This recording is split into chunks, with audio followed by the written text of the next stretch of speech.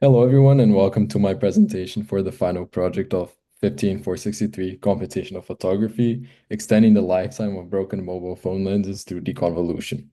So let me put you in the situation. You take your phone out of your pocket and your camera has exploded.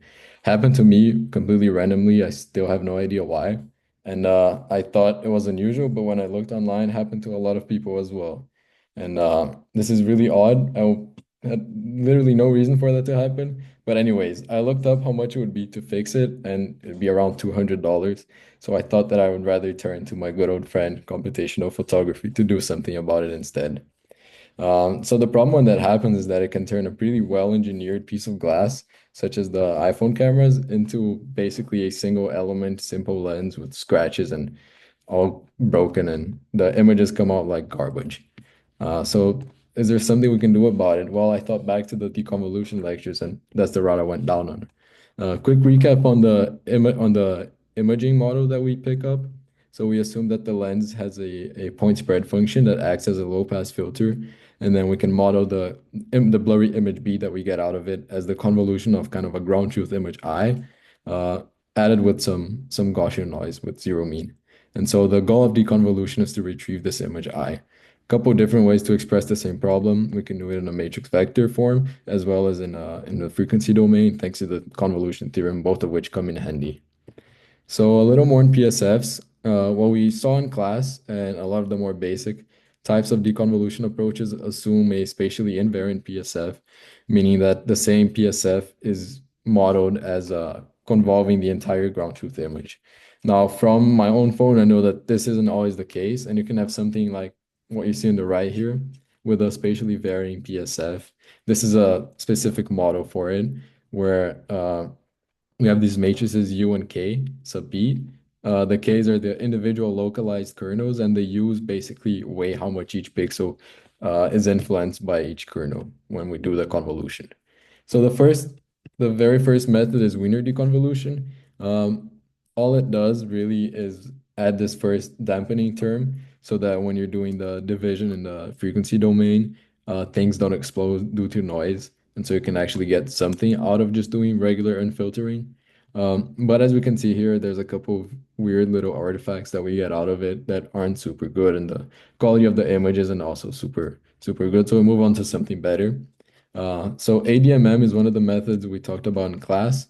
It's actually a pretty interesting optimization method with a lot of other general approaches, one of which being deconvolution.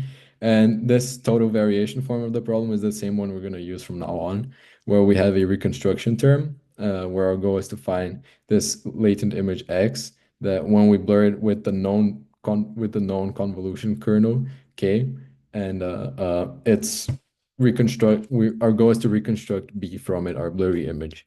And of course, we have the regularizer that the gradients of this latent image X have to be sparse. We do that just by taking the L1 norm of this gradient. So if you see Z here, in the ADMM set out is going to be equal to the gradient of X. And so we want that to be small as well by some factor lambda. And then if we tweak lambda, what we get is either smoother images with less detail or noisier images with more detail. So it's a trade-off you have to make. Pretty interesting.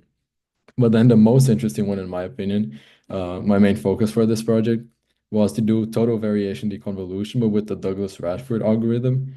And so this is another form of splitting a dual optimization problem where we can actually make that with the individual U sub P's and K sub P's matrices that we talked about before. And that allows us to work with deconvolution in a spatially varying model. So we can take into account things like a broken phone camera. So that's what I did. I measured my phone camera's PSF at different points in a 3x3 grid. And then with it, I applied the algorithm we just discussed to pretty bad images, as you can see that I get out of my phone screen. And unfortunately, you can't see much happening just from looking at it. But if we zoom in, we can see that a lot of the noise is in fact removed, but the blurriness still largely remains there. I think this is probably down to the PSF calibration that I did not being very well localized, and also it was a little tough to do it with a wide angle camera. But I think it was a pretty cool experiment nonetheless. I hope you enjoyed. If you have any questions, I'm happy to answer. Thanks for listening.